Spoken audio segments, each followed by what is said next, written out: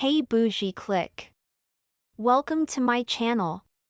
In today's video, we're diving into the fascinating world of traditional relationships, uncovering the hidden truths that Grandma never shared. Were these so-called good old days as virtuous as we imagine, or were they sprinkled with secrets and scandals?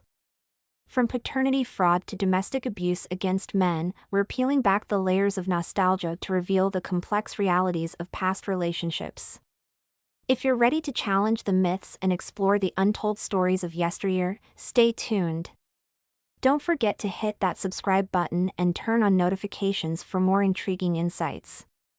Let's get started. I'ma make you a fan.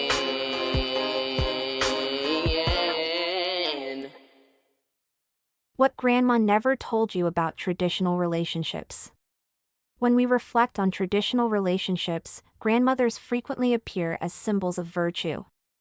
Men often nostalgically yearn for the so-called good old days, desiring women who embody the nurturing, submissive, and loyal qualities they believe their grandmothers represented. On the other hand, some women share bitter stories, suggesting that Grandma endured in silence while Granddad enjoyed escapades with mistresses or established second families. However, a scandalous twist lies beneath these tales. Grandma may not have been as saintly as portrayed. Let's talk facts. I'm 37, and my grandma, born in the 1930s, was a prime example of the era when marriage was the bedrock of tradition. But let's be real, not everyone's grandma fit that mold.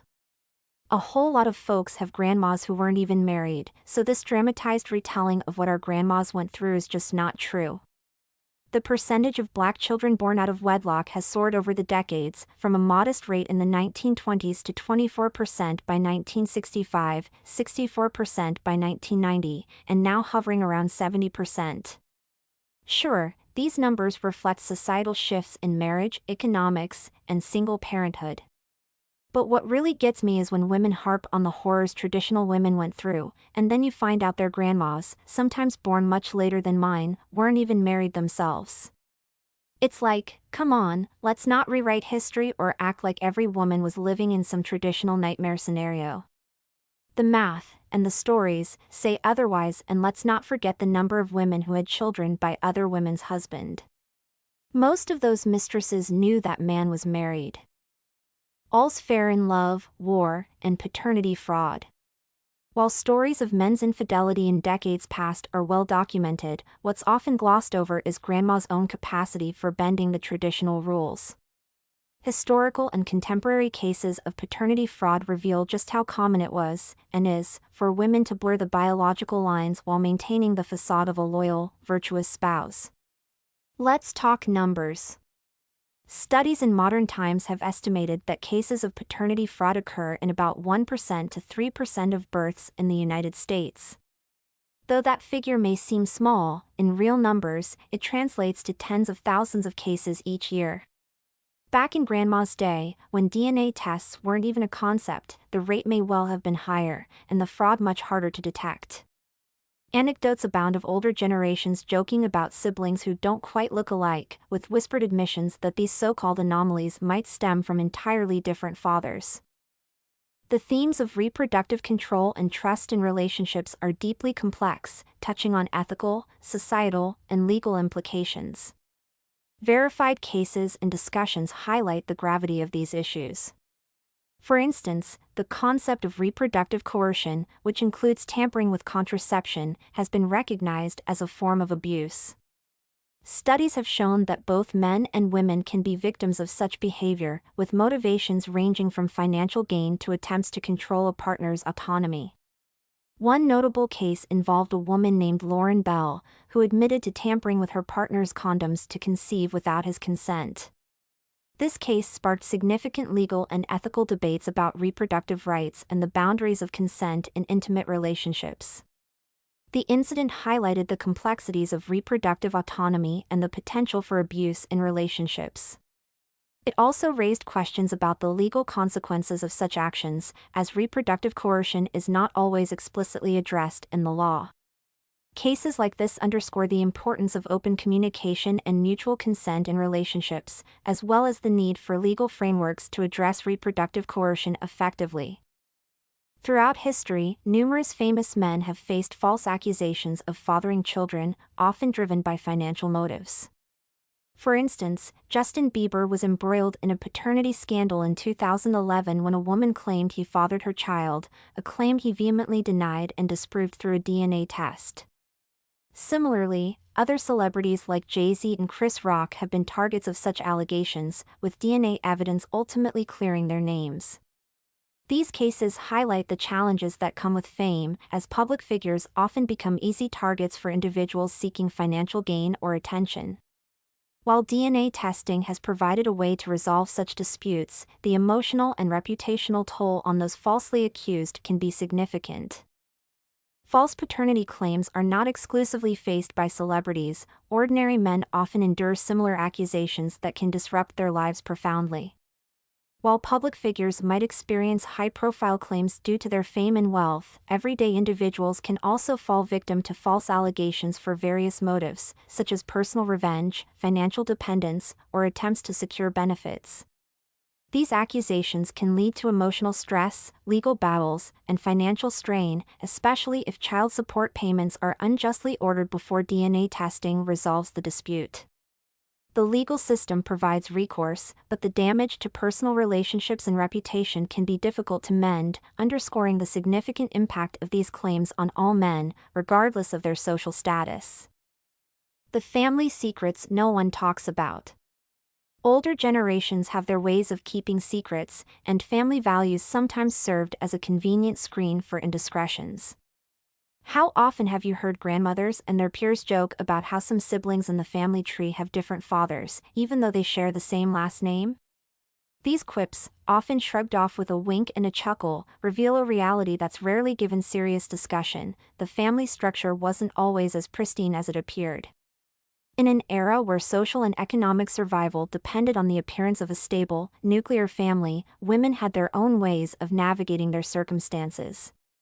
If grandma found herself in an unhappy or neglected marriage, stepping out with another man wasn't entirely out of the question, especially if it meant finding emotional, physical, or financial fulfillment that granddad wasn't providing.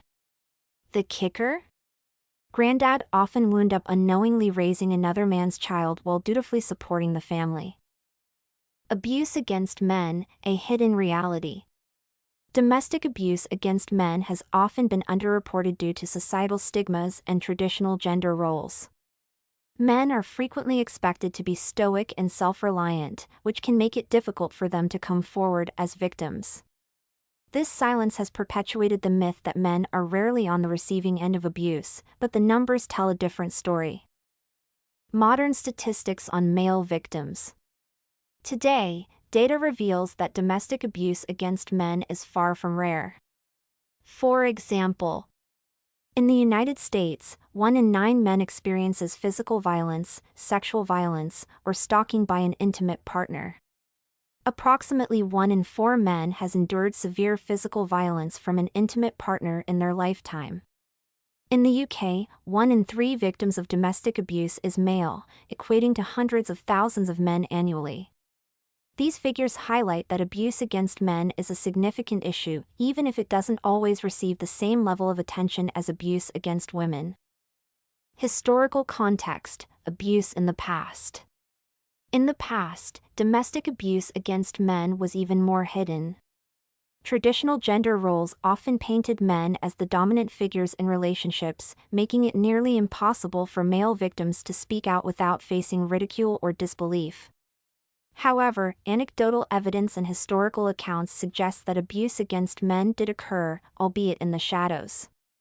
Older generations often joked about henpecked husbands or domineering wives, which, while framed humorously, hinted at the reality of abusive dynamics. Without modern support systems or legal protections, male victims had few options for escape or recourse. Barriers to reporting. Even today, male victims face unique challenges. Stigma: many men fear being perceived as weak or unmanly if they admit to being abused. Lack of resources: shelters and support services for male victims are limited compared to those available for women. Disbelief: society often struggles to view men as victims, leading to skepticism when they come forward. The importance of awareness. Recognizing and addressing domestic abuse against men is crucial for creating a more equitable and supportive society. Abuse is never acceptable, regardless of the victim's gender, and breaking down the stigma surrounding male victimhood is an essential step toward progress.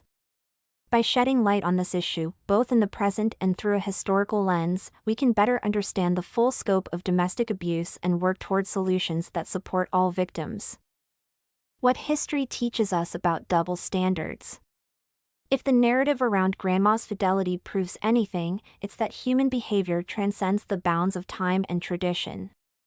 Men of the past were often forgiven, or even celebrated, for their extramarital exploits, while women were stigmatized for even a whisper of infidelity. Yet, as the anecdotes and statistics suggest, Grandma wasn't just a victim of Granddad's indiscretions, she had her own skeletons. Thank you very much. The bitter truth is that no era has a monopoly on virtue or vice. Whether in the past or present, relationships are messy, humans are flawed, and traditional dynamics often carried their own set of secrets and hypocrisies. Let's not pretend that one generation was inherently purer than the other. So, what does this mean for today? The idea of returning to traditional relationships might sound appealing in theory, but reality has always been more complex. Grandma and Granddad's marriage wasn't necessarily built on unwavering loyalty, it was often upheld by societal pressure, a lack of viable alternatives, and, yes, the occasional indiscretion on both sides. So, the next time someone claims that the women of yesteryear were more virtuous, remember this: history doesn't lie, but it does have a way of leaving out the juiciest details. Grandma wasn't just knitting sweaters and baking pies, she was also living her life, with all the complications and contradictions that come with being human. And maybe, just maybe, the same way she forgave Granddad for his faults, he unknowingly forgave hers too. Thank you for joining me on this deep dive into the untold stories of traditional relationships. We've uncovered the complexities, secrets, and double standards that have shaped past generations. Remember, history is full of hidden tales that challenge our perceptions of the good old days.